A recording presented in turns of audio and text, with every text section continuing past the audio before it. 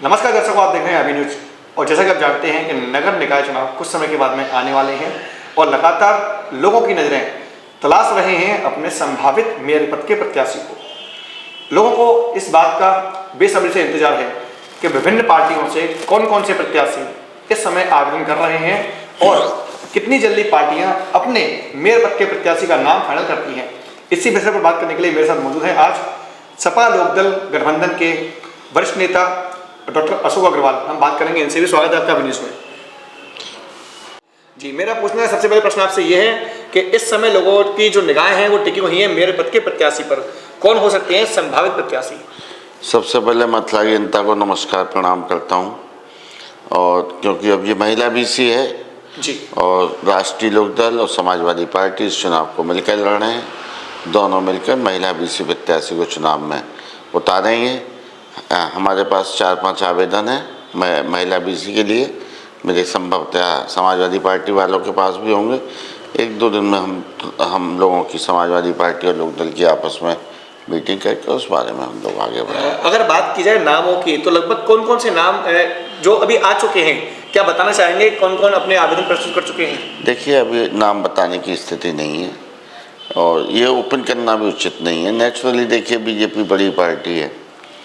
हालांकि जो चुनाव हुए हैं हमने जिस तरीके से देखा कि बीजेपी ने काफ़ी कुछ लूज किया है, दिल्ली लूज किया है, हिमाचल प्रदेश लूज किया है, तो बीजेपी फिर भी बड़ी पार्टी है। बीजेपी की तैयारी है, तो अभी नाम बीजेपी की रणनीति के ऊपर भी काफ़ी कुछ हमारा डिपेंड करता है।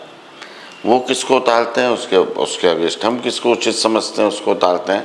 लेकिन समय के हिसाब से अच्छा प्रत्याशी उतार के और बीजेपी के लिए, क्योंकि मैं ऐसा महसूस करता हूँ कि लोगों का बीजेपी के लिए मन में आक्रोश है। और अभी जो गृह कर और वो सब लगे थे, हालांकि चुनाव को देखते हुए उस प्रक्रिया को पोस्टपोन कर दिया गया। 10-10 गुने जो गृह कर और जल कर जो लगा कर भेजे थे, उसको लेकर भी जनता में बहुत आक्रोश है।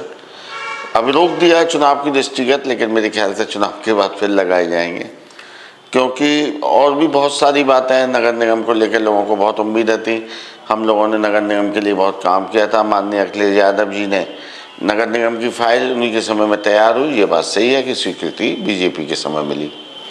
उस समय वृंदावन को माननीय अखिलेश जी कभी भी नगर निगम का पार्ट नहीं बनाना चाहते थे। उनका इरादा ये था कि इसको ए ग्रेड नगर पालिका बनाएंगे। स्वयं मेरी बात हुई थी, एक जगह बोले नहीं, हम वृंदावन को एक मोहल्ले के रूप में नहीं विकसित करना चाहते, बल्कि वृंदावन को एक अलग एंटिटी के रूप में। आज मैं महसूस करता हूँ कि वृंदावन के लोग नगर निगम को लेकर बहुत परेशान हैं और वो अपने को बहुत ज़्यादा उपेक्षित महसूस करते हैं।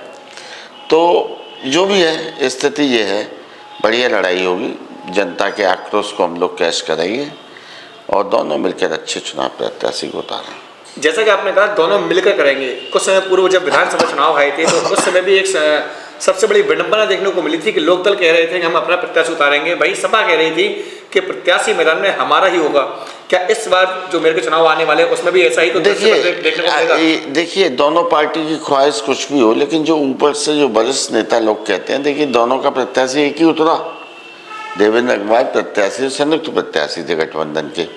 अपने अपने प्रत्याशी हर एक दल आगे लाता है, लेकिन जो प्रत्याशी को मंजूरी मिलती है वो ऊपर जो हमारी हाईकमान है, माननीय अखिलेश जी यादव के नेतृत्व में या जयंती जी के नेतृत्व में, वो लोग डिसाइड करके जो फाइनल करते हैं वही हम लोग को इम्प्लीमेंट करना होता है। क्या इसका खामियाजा जो पार्टी के कार्यकर्ता हैं वो नहीं भुगतते? क्योंकि पार्टी के कार्यकर्ता एक अपने जो प्रत्याशी होते हैं उनके साथ में जी जान से लगे होते हैं, और जब उनको ऐसा लगता है कि हमारे प्रत्याशी जो हमने पसंद किए थे उनको नहीं उतारा गया, जो गठबंधन प्रत्याशी उसको उतारा गया। देखिए सर, कार्यकर्ता को अपनी बात कहने का अधिकार है, लेकिन ऊपर आप यूँ तो ले लो, बीजेपी में कम से कम 50 वैश्य समाज के लोग आवेदन किए हुए थे। बिल्कुल, और बिल्कुल ये पक्के थे कि नहीं हम ये सवर्ण जनरल हो जाएगी सीट, लेकिन नहीं हुई। इसका मतलब ये थोड़ी है कि वो सब पार्टी से विद्रोह करेंगे।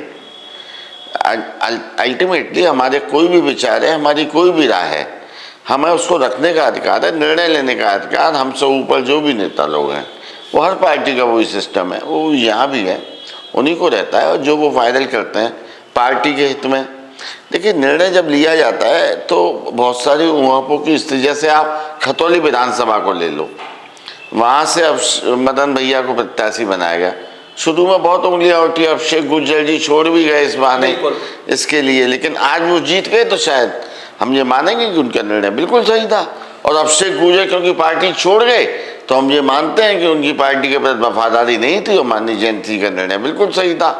तो बड़े नेता लोग डिसाइड करते हैं, हम अनुपालक हैं उसके और उसका अनुपालन करते हैं। जी, अब बात करते हैं मथुरा नगर निगम के वार्डों की। मथुरा के नगर निगम के अंतर्गत लगभग 70 वार्ड आते हैं। 70 वार्डों में से कितने वार्डों में सपा गठबंधन, जो सपा लोकदल गठबंधन है, वो अपने प्रत्याशियों को उतारेंगे? देखिए, हमारी कोशिश तो ये है कि हम हर वार्ड से अपना प्रत्याशी उतारें। इसके बारे में मेरी सपा के लोगों से बातें भी हुई है, दोनों मिलकर 1-2 दिन में मीटिंग करके वार्ड वाइज प्रत्याशियों का चयन करेंगे और हमारी कोशिश ये होगी कि सपा लोकदल दोनों मिलकर जो हर वार्ड से अपना प्रत्याशी उतारें। जैसा कि देखा जा रहा है कि भारतीय जनता पार्टी के प्रत्याशी बनने के लिए लोग जी जान लगा रहे हैं, अपने अपने आवेदन दे रहे हैं, क्या वही स्थिति सपा और लोकदल की देखने को दिखाई? देखिए, हमारी किसी पार्टी से होड़ नहीं है जी, हमारी भाजपा से भी कोई होड़ नहीं है। और मैंने पहले ही कह दिया, भाजपा एक बड़ी पार्टी है, इसमें कोई शक नहीं होना चाहिए। भाजपा को पार्टी विद ए डिफरेंस जो कहा जाता था, अब लोगों की धीरे धीरे भावनाएं खत्म हो रही हैं। जो बेसिक मुद्दे हैं, महंगाई के हैं, भ्रष्टाचार के हैं, गरीबी दूर करने वाले हैं, उन पर भाजपा फेल हुई है और चर्चा करती भी नहीं। वो लोग चर्चा हमेशा मंदिर, मस्जिद, हिंदू, मुस्लिम, पाकिस्तान पर चर्चा होती है, चाइना पर भी नहीं होती। हालांकि चाइना हमारा बहुत कुछ हिस्सा कब्जाए हुए है, तो उनकी अलग विषय हैं, हमारे अलग विषय। हम जनता के मुद्दों को लेकर चुनाव लड़ेंगे, वो किस भावना से लड़ेंगे वो जाने है। लेकिन ये समय है, जनमत है, लोकतंत्र है। आज प्रश्न ये भी है कि लोकतंत्र को कैसे बचाया जाए। आप बार बार कह रहे हैं कि भाजपा एक बड़ी पार्टी है, भाजपा एक बड़ी पार्टी है, क्या इसे ऐसा माना जाए कि आप हतोत्साहित हो चुके हैं? क्यों हतोत्साहित? जो भाजपा खूब बड़ी पार्टी है, लेकिन दिल्ली चुनाव हार के चुकी है ना अभी एमसीडी। भाजपा खूब बड़ी पार्टी हो, उम्मीद की करना बाकी। भाजपा खूब नहीं, मेरी बात सुनो, भाजपा खूब बड़ी पार्टी हो लेकिन हिमाचल हारी है ना। भाजपा खूब बड़ी पार्टी हो लेकिन मैनपुरी बहुत सारे वोटों से हारे हैं ना। बिल्कुल। खतौली चुनाव हारे हैं ना। पार्टी बड़ी है, पार्टी बड़ी, मैं ये मानता हूँ, लेकिन आज की स्थिति में भारतीय जनता पार्टी से एक बड़े बड़े नंबर में जनता रुष्ट है और उनके विरुद्ध वोट करना चाहती है। वो उनके विरुद्ध अल्टरनेटिव विकल्प चाहती है और निश्चित रूप से माननीय अखिलेश जी, माननीय जयंत जी के नेतृत्व में यूपी में एक मजबूत विकल्प तैयार हो रहा है। ये दोनों उपचुनाव ने भी दिखाया और आगे भी हम लोग दिखाएंगे, क्योंकि परेशान, देखिए महंगाई से तो आप भी होंगे, मुझे लगता है। मैं परेशान हूँ, जनता परेशान है, आप भी परेशान होंगे। करप्शन से लोग परेशान हैं और सबसे बड़ी बात, अब तो लोकतांत्रिक मूल्यों की रक्षा का भी प्रश्न है। चुनावों में हम जिस तरीके से शासन, प्रशासन, चुनाव आयोग का जो रुख देख रहे हैं, उससे हर एक व्यक्ति को जो इस देश के बारे में सोचता है, जो लोकतांत्रिक व्यवस्थाओं के बारे में सोचता है, जो संविधान के बारे में सोचता है, उसको चिंता होनी चाहिए। बात करें चुनाव आयोग की, जैसा कि आपने बताया कि चुनाव आयोग से भी लोगों की तकलीफें हैं। आखिर उनकी तकलीफें क्या है? क्योंकि चुनाव आयोग ही तय करता है कि कौन किस आरक्षण पद पर कौन प्रत्याशी इस वक्त खड़े होंगे। देखिए, चुनाव आयोग से कोई तकलीफ तो वहाँ होती है जब हम रामपुर को देख लें। क्या आप लोगों के लिए 31%, सिर्फ 31% वोटिंग होना तकलीफ का विषय नहीं है? हम लोकतांत्रिक मूल्य की बात कर रहे हैं, किस तरीके से लोगों को वोट डालें। वोट तो सबको डालने दीजिए, वोट डालने का रोकने का किसको हक है? किस तरीके से रोका जाता है? किस तरीके से आधार कार्ड पर लोगों को वोट नहीं डालने दिया, जबकि चुनाव आयोग का निर्णय था। वो चुनाव आयोग भी क्या करे? चुनाव आयोग पुलिस नहीं है, पुलिस प्रशासन के उसमें होती है अंतर्गत। जिस तरीके से पहले हम ये देखते थे कि ये कोशिश होती थी कि ज़्यादा से ज़्यादा वोट डले, अब वोट डलने का परसेंटेज हम महसूस करते हैं कम होता जा रहा है और ये लोकतंत्र के लिए बिल्कुल चिंता का विषय है।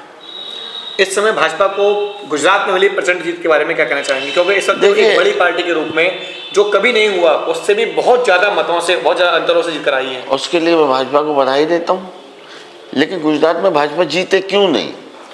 हमें इस बात का भी कहा कि जितनी बड़ी जीत, देखिए माननीय मोदी जी गुजरात से, माननीय शाह गुजरात से, और दोनों ने गुजरात के चुनाव में जिस तरीके, और फिर अडानी और अंबानी भी गुजरात से, गुजरात को वो सब कुछ मिल रहा है जो एक प्रदेश या एक व्यक्ति इच्छा रख सकता है।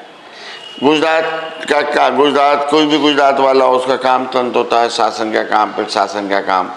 उनको बिजनेस मिल रहा है, उनको व्यापार मिल रहा है, उनको पैसा मिल रहा है। मैं समझता हूँ कि सबसे ज़्यादा पैसा लेके भागने वाले गुजरात के ही लोग थे। उनको दूसरी जगह से, जैसे फैक्ट्री को पता लगा महाराष्ट्र से उठा के गुजरात ले गए, अभी ले ही गए थे, तो गुजरात वालों को सब मिल रहा है। फिर गुजरात हिंदुत्व की प्रयोगशाला हो गई है। शुरुआत भी वहाँ से हुई ना, गोधरा कांड से शुरुआत भी वहीं से हुई। तो ये बात सही है कि वहाँ से जीतने पे कोई आश्चर्य नहीं होना चाहिए, लेकिन हम एक स्टेट में अपनी सफलता को इस तरीके से पेश करें कि हम पूरे देश में हमारा सिक्का है, पूरे देश में हमारा।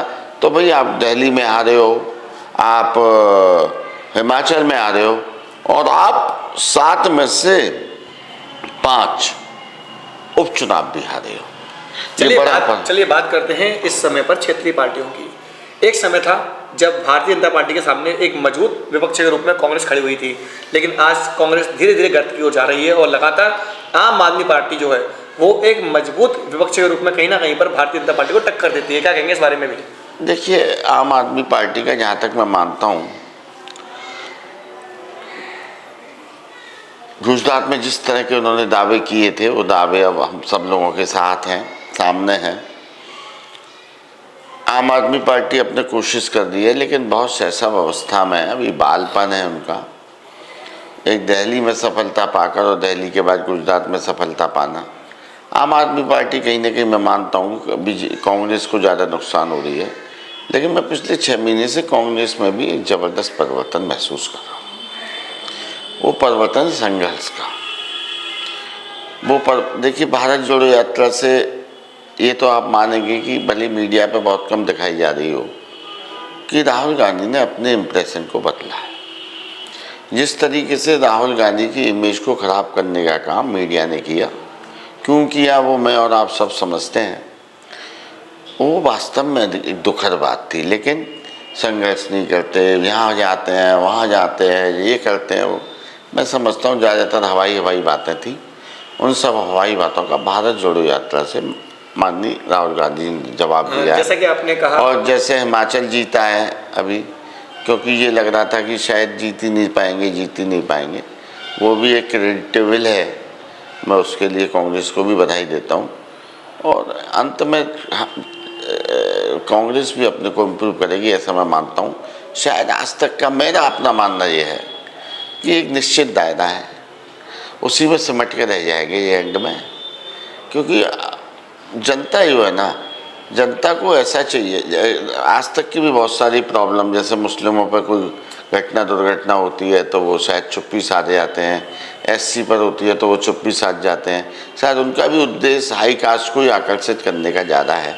लेकिन योगी के राज में कहते हैं कि उत्तर प्रदेश में सभी की सुनी जाती है और सभी के हित में कार्य किया जा रहा है। हम नहीं कहते, ये खुद मुस्लिम वोटर्स कहते हैं। अभी आपने देखा होगा चुनावों के दौरान गुजरात में भी और उसके अलावा अन्य क्षेत्रों के मुस्लिमों ने भी खुलकर बीजेपी का समर्थन किया है। देखिए, समर्थन करना तो बहुत सी बात, मजबूरी में भी लोग समर्थन करते हैं, डर के मारे भी समर्थन करते हैं। मैं ये थोड़ी कह रहा हूँ मुस्लिमों को हमेशा मुस्लिमों के वोट पहले भी बीजेपी को मिलते रहे। जहाँ तक मैं समझता हूँ करीब 7% वोट या 5% होगा, 6% होगा, पहले भी बीजेपी को मिलता रहा, अब भी मिलेगा। और शायद यूपी इलेक्शन में हमने देखा था विधानसभा में, हिंदू मुस्लिम के अलावा जो फ्री अनाज मिल रहा है वो नेचुरली मुस्लिम को भी मिल रहा है। उसका भी इस देश की फ्री अनाज, फ्री बीज की जो बात होती है, फ्री सभी दे रहे हैं। बीजेपी ने भी खूब फ्री दिया, शौचालय फ्री दिए। शुरुआत भी बीजेपी ने की। पहले साउथ में होता था, साउथ में फ्री बहुत मिलता था, कोई टेलीविज़न दे रहा है, कोई फ्रिज दे रहा है। ये उत्तर भारत में अब शुरुआत हुई और पूरे देश में जो शुरुआत हुई गैस सिलेंडर के रूप में हुई, शौचालय के रूप में हुई, फ्री गेहूँ के रूप में हुई। अब ये कहना तो बहुत आसान है कि हमारा फ्री तो जनहित में, उनका फ्री है, वो सब बात एक ही है। चलिए बात करते हैं एक बार फिर से चुनावों की कि अब मथुरा में आगामी जो चुनाव होने वाले हैं कुछ समय के बाद में, उसके बारे में क्या कहना है आपका? कौन से चुनाव? यही जो चुनाव होने वाले हैं नगर निगम वाले, नगर निगम की। और जीदाजी से लड़ेंगे और जीतेंगे। देखा आपने किस तरीके से कहा है कि जीदारी से लड़ेंगे और जीतेंगे, यानी कि एक मन के अंदर वो विश्वास जो इस समय इनके जो चेहरे पर एक आत्मविश्वास दिखाई दे रहा था, वो वास्तव में उस चीज़ की ओर इंगित करता है कि जीदारी से लड़ेंगे और जीतेंगे। यानी कि अब की बार हो सकता है कि मेयर पद का जो प्रत्याशी आएगा वो ऐसा आएगा जो कहीं ना कहीं पर भारतीय जनता पार्टी को टक्कर भी दे सकता है। अब देखना होगा कि आगामी चुनाव में किस प्रकार से अन्य पार्टियां, सभी पार्टियां जो हैं वो मिलकर के एक ऐसे मेयर को मथुरा की जनता के लिए लेकर आते हैं जो कि जनता के बीच में लोकप्रिय हो और साथ के साथ में मथुरा के लिए विकास कार्यों की झड़ी लगाने वाला हो। फिलहाल कर इतना ही। मैं अपने सहयोगी पवन आनंद के साथ गोपाल चतुर्वेदी, अभी news. KD medical college hospital and research centre, जहां एक ही छत के नीचे ब्रजवासियों को मिलेगा संपूर्ण रोगों का इलाज, वो भी रियायती दरों पर। अत्याधुनिक सुविधाओं से लैस operation theatre, MRI, CT scan, colour Doppler, ultrasound, digital x ray, echo, सभी प्रकार की खून और पेशाब की जांचें, न्यूरो से संबंधित रीढ़ की हड्डी व दिमाग के ऑपरेशन, ब्लड प्रेशर व पेट से संबंधित सभी रोगों का इलाज, ब्लड बैंक, डायलिसिस व एम्बुलेंस की सुविधाएं, इमरजेंसी सेवाएं 24 घंटे उपलब्ध। OPD सुबह 9 बजे से लेकर 4 बजे तक। KD medical college hospital and research centre.